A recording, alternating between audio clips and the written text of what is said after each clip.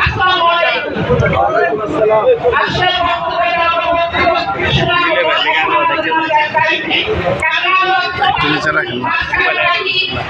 বাংলাদেশের ইতিহাসে সবচেয়ে গুরুত্বপূর্ণ নির্বাচন হয় 5 ফেব্রুয়ারি।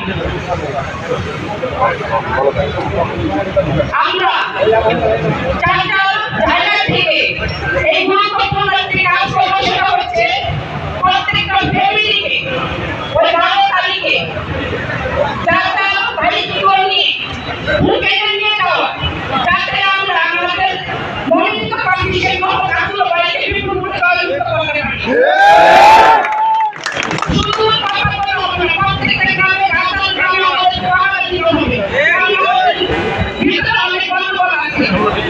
আমরা একটা